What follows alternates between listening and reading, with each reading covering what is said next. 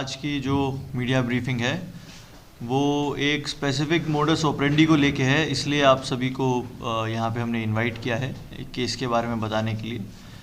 Basically ये case cheating का है, लेकिन ये एक लार्जर क्वेश्चन रेज करता है कि किस तरीके से हमारी स्टेट के लोगों को, हमारी स्टेट के बाहर के जो लोग हैं वो किस किस तरीके से बेवकूफ़ बनाते हैं और नए नए तरीक़ों से उनसे पैसे लूटने की स्कीम रखते हैं, और हमारे लोग विदाउट वेरिफिकेशन इन सब स्कीम्स का पार्ट बन जाते हैं और अपना ह्यूज अमाउंट बिना वेरिफिकेशन के दे देते हैं, जिसकी वजह से they get cheated of that amount, और उसके बाद फाइनेंशियल लॉसेस उनके पास बहुत होते हैं, उनको रिकवर करने की पॉसिबिलिटीज़ कई बार नहीं हो पाती हैं।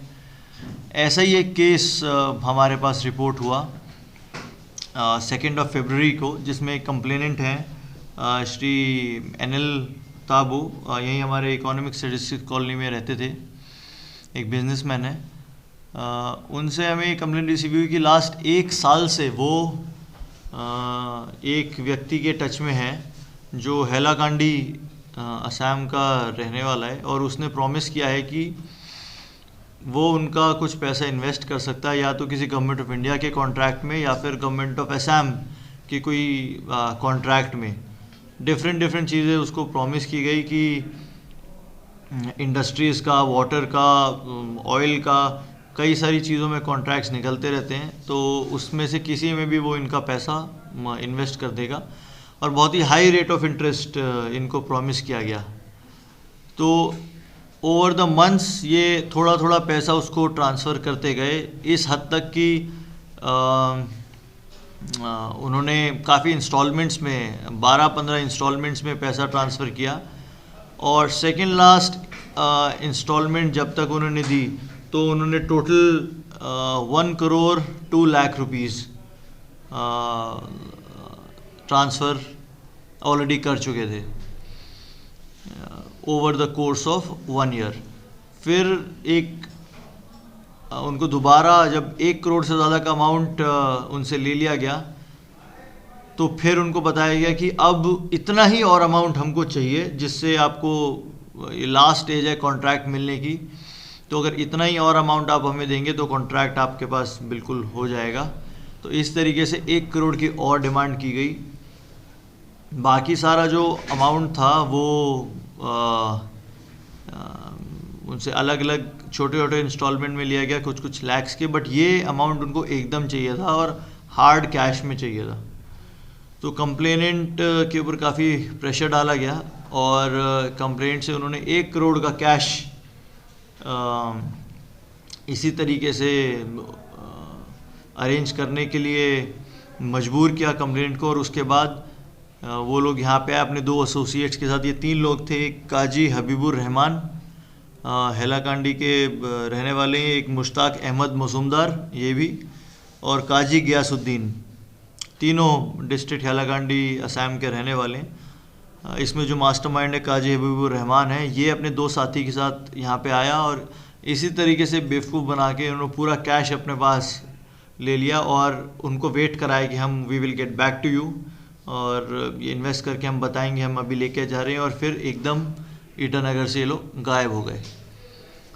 ऐसी कंप्लेंट जब हमारे पास इस स्टेज पे आके रिपोर्ट हुई कि मेरा कोई, सबसे पहले ये बात है कि मेरा कोई 1 करोड़ रुपए लेके भाग गया, तो हमारे लिए भी बहुत ज़्यादा सरप्राइजिंग था कि कैसे 1 करोड़ का कैश कोई एकदम आया और रॉब करके चला गया। लेकिन जब हमने इसकी इन्वेस्टिगेशन शुरू की तो ये पूरा चेन ऑफ इवेंट जो मैंने आपको बताया ये सामने आया।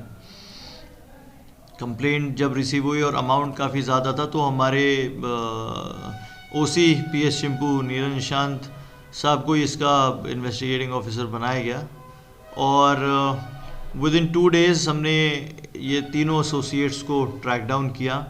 यहाँ पे पता लगाया इंट जनरेट की, तो एक गाड़ी का हमें पता लगा, एक बोलेरो गाड़ी थी जिसके अंदर ये जनरली ट्रैवल करते थे। उस गाड़ी के थ्रू फिर यहाँ पे जहाँ जहाँ ये लोग रुके थे वहाँ पे पता लगाया गया, उन होटल से इंफॉर्मेशन ली गई।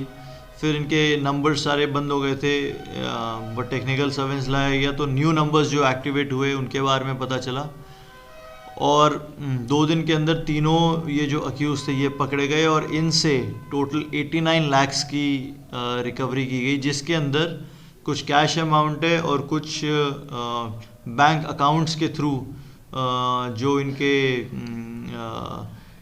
अमाउंट्स थे उनको फ्रीज कराया गया है। तो मैं ब्रेकअप आपको बताऊं तो टोटल 12,63,000 कैश की रिकवरी इसमें है और 76,65,000 के बैंक अकाउंट्स हैं जो हमने फ्रीज कर दिए हैं और अब उनसे रिकवरी की बात चल रही है। जो आगे का लीगल प्रोसीजर है वो किया जा रहा है।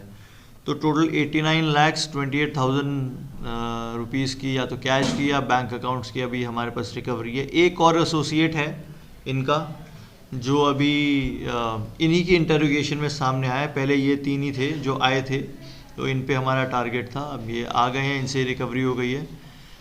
बाकी एक और एसोसिएट का नाम अभी हमारे सामने आया, तो अब हम उस पर भी काम करना शुरू कर रहे हैं। इसके अलावा बाकी जो अमाउंट था इन्होंने अलग अलग एवेन्यूज़ में यूज़ किया, क्योंकि 1 साल इनके पास था।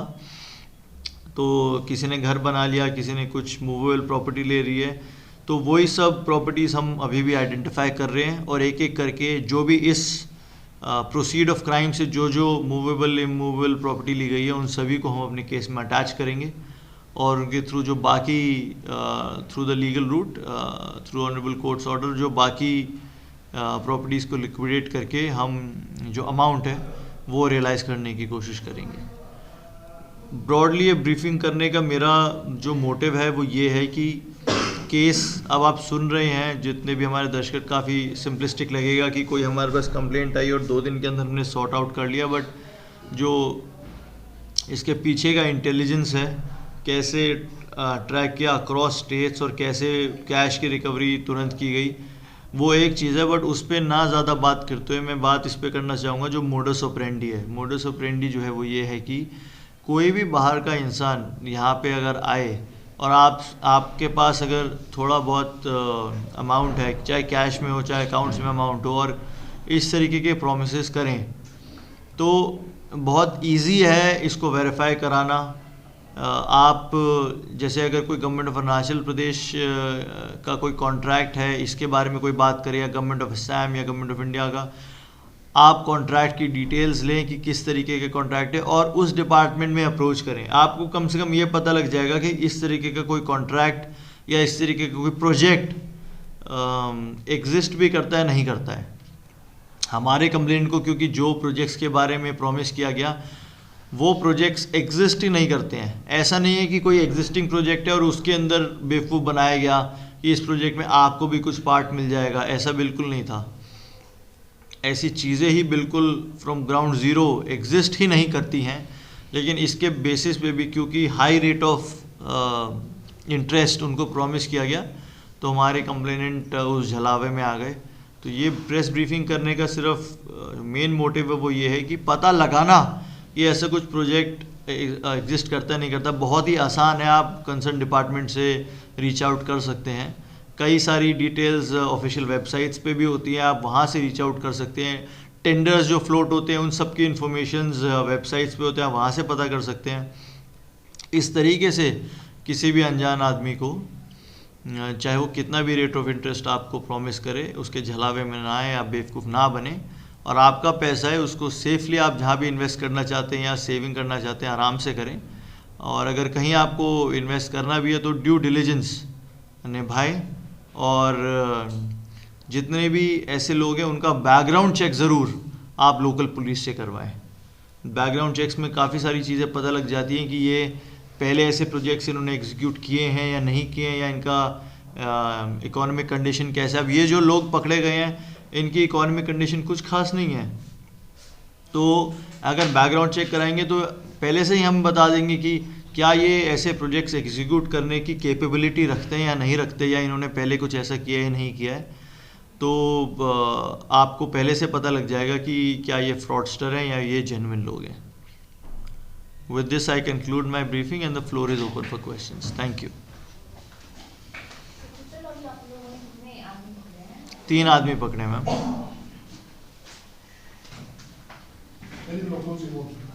Sorry, Any locals involved? No locals involve as of yet. ये टच में एक दूसरे के आए थे थ्रू अ लोकल पर्सन, ये टच में आए थे क्योंकि वो उनका कुछ खुद का बिजनेस ट्रांजैक्शन था, but that chap is not involve in this crime.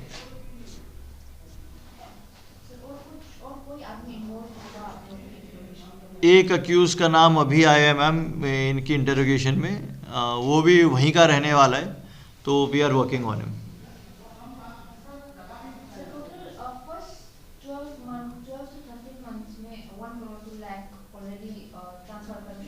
Ji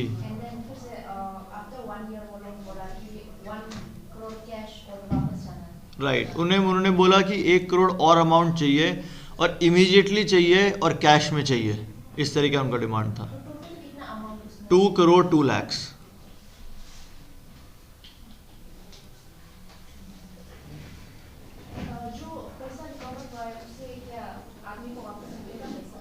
definitely ma'am, हमारा एम यही है कि कोर्ट के थ्रू अभी वो भी अपनी एप्लीकेशन डाल सकते हैं, he will just have to prove कि ये पैसा उसका है, वो प्रूव कर पाएंगे क्योंकि जिन सोर्स से उन्होंने वो पैसा लिया है, और वो पैसा वाया कोर्ट रूट वापस इनको मिल जाएगा।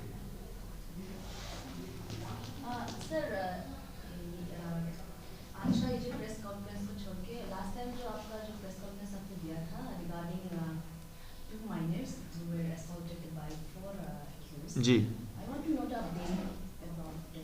उसमें मैम जैसे मैंने पहले बताया था, हम उनका टेस्ट आइडेंटिफिकेशन परेड का वेट कर रहे थे, वो हो गया है मैम। देन आई कैन, मैं I reveal it on the group, मैं ग्रुप में लिख दूंगा। I can but I don't exactly remember the name of the accuse right away. हाँ, मैं बता दूंगा एक बारी आपको। There is yes,